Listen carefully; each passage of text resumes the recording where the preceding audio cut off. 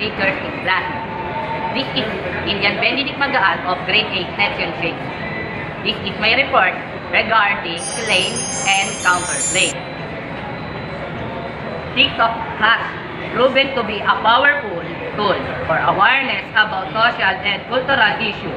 Hashtag challenge and trends are often used to spread message related to activism, sustainability, and longevity.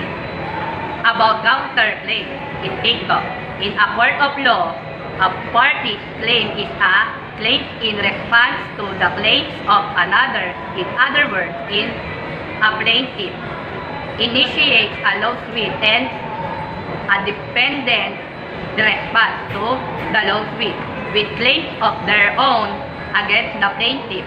The defendant's claims are counterclaims. Example, the issue of Moro singer Shaira.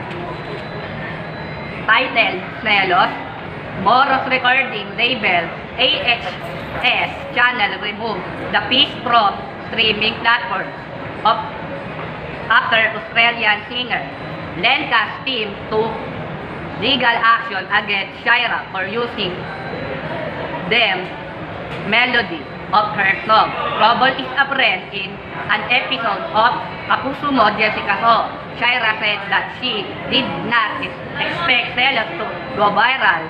Selos has been removed from streaming platforms following issue of copyright infringement.